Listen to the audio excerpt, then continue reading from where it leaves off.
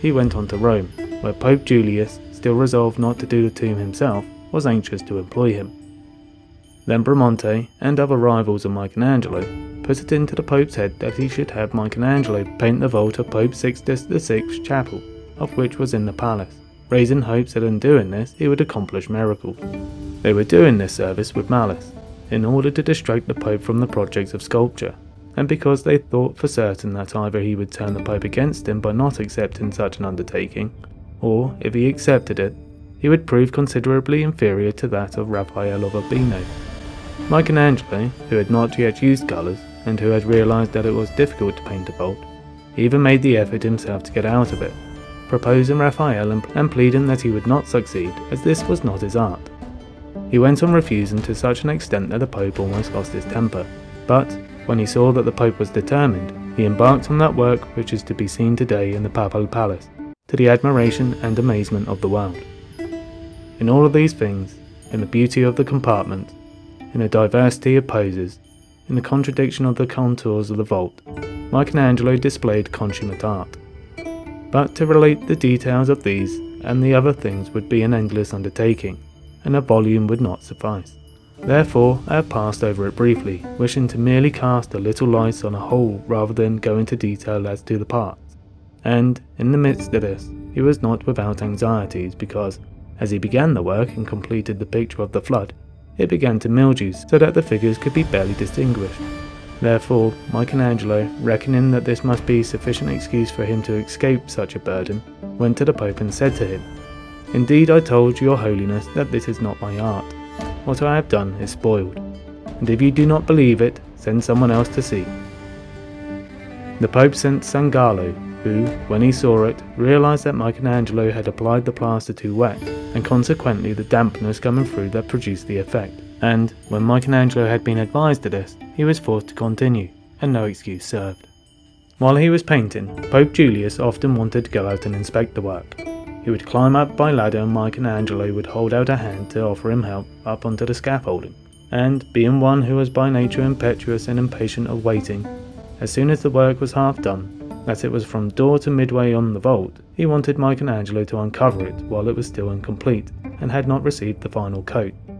The opinion and expectation which everyone had of Michelangelo brought all of Rome to see this thing, and the Pope also went there before the dust raised by the dismantling of the scaffold had settled.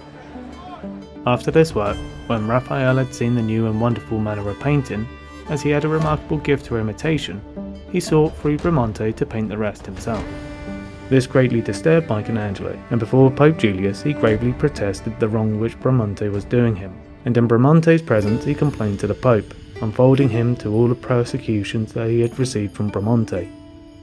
And next he exposed many of his deficiencies, and mainly that, in demolishing the old St. Peter's, was pulling down those marvellous columns which were in that temple, with no regard or concern for them being broken to pieces, when he could lower them and gently preserve them intact. And he explained that it was easy to put one brick on top of another, but to make such a column was extremely difficult, and many other things that need not be told, so that, when the Pope had heard of these derelictions, he wanted Michelangelo to continue, conferring upon him more favours than ever. He finished this entire work in 20 months, without any help whatsoever, not even someone to grind his colours for him.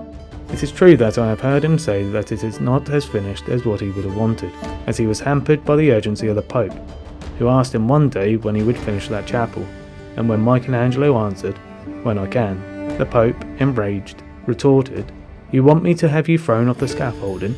Hearing this, Michelangelo said to himself, "You shall not have me thrown off," and removed himself and had the scaffolding taken down. And on All Saints' Day he revealed the work, which the Pope, who went to the chapel that day, saw with immense satisfaction, and all Rome admired and crowded to see it. What was lacking was the retouching of the work of Sico with ultramarine and in a few places with gold, to give it a richer appearance. Julius, when the heat of his enthusiasm had subsided, really wanted Michelangelo to finish these touches, but when Michelangelo thought about the trouble it would give him to reassemble the scaffolding, he answered that he was lacking nothing of importance. "It really ought to be retouched with gold," answered the Pope, to whom Michelangelo responded with the familiarity which was his way with his holiness. I do not see that men wear gold." The Pope said it will look poor. Michelangelo rejoined, "Those who are depicted there, they were poor too." So he remarked in jest, and so the work remained. After he had accomplished this work, because he had spent such a long time painted with his eyes looking up at the vault, Michelangelo then could not see much when he looked down, so that if he had to read a letter or other detailed things, he had to hold them with his arms raised above his head. Nonetheless, after a while, he gradually grew accustomed to reading again with his eyes looking down. From this we may conceive how great were the attention and diligence which he did his work.